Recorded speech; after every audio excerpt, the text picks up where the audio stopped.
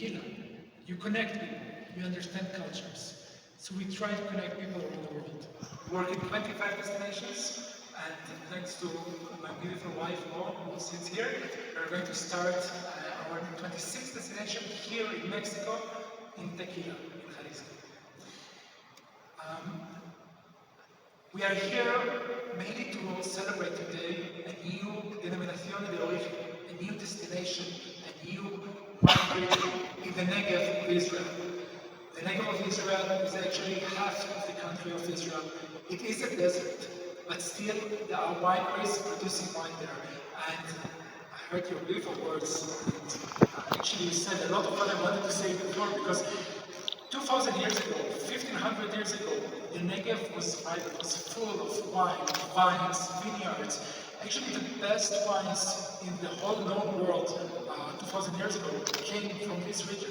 You can still find today vino desierto, wine coming from the Negev of Israel all around Europe. Even in England and in Spain and France, you will find wine coming from the Negev. So when we re-established the wine region of the Negev, we actually got back to the roots. And you know, for us as Jewish people, a lot of us here, we're very much connected to wine. This is something that's very basic for us.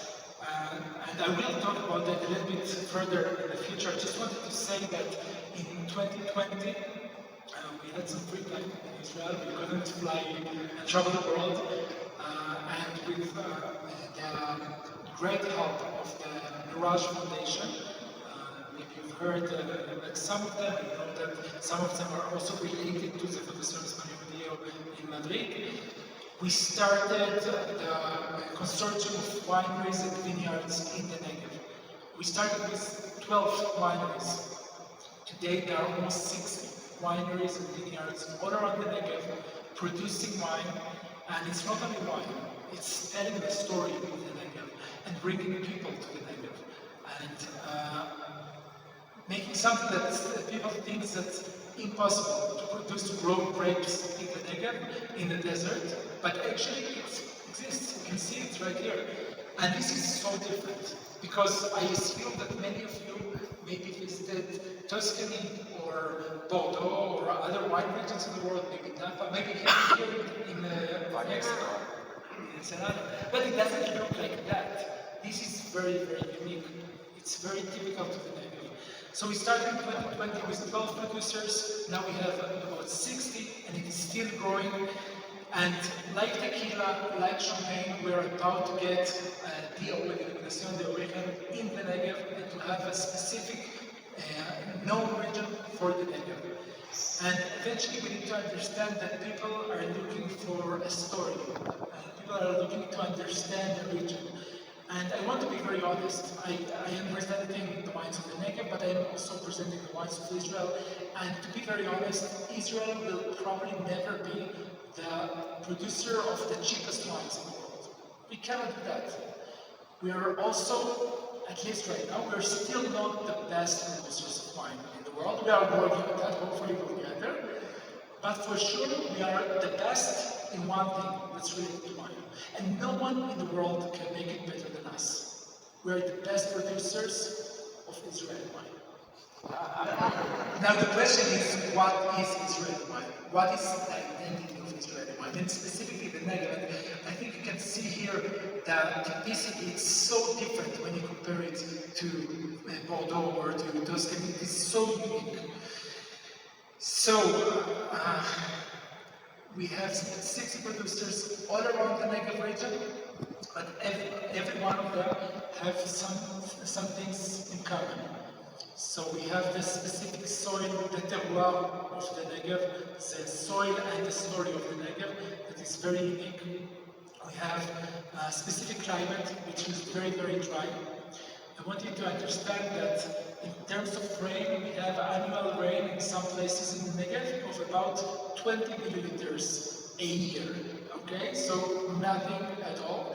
And still we are growing grapes in the Negev, and it made us find solutions for that. So one of the solutions, for example, is the dripping irrigation system.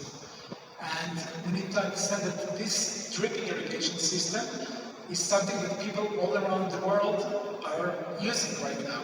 And all around the world, people understand that the world is becoming more, the climate is changing, and some places are becoming more and more of a desert.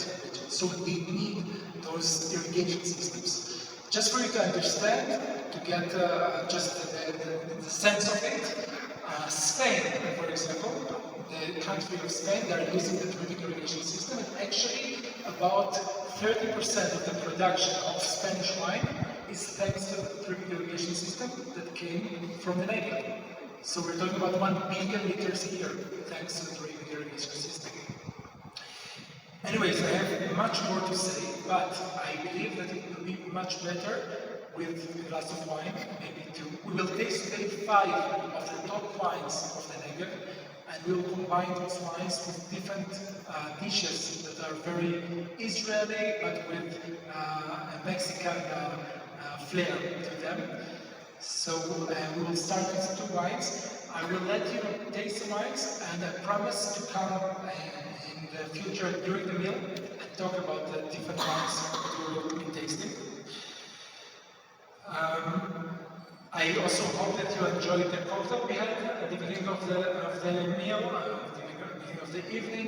It combined Mexico and Israel. It combined tequila and apples and honey for a Happy New Year, which is something that's very Israeli, very Jewish. So we are very happy to combine Israel and Mexico. I'm falling in love more and more. I came here 20 years ago the first time, and this is my second time, and I promise you that I'll come much more often right now. Thank you for having me. Thank you for the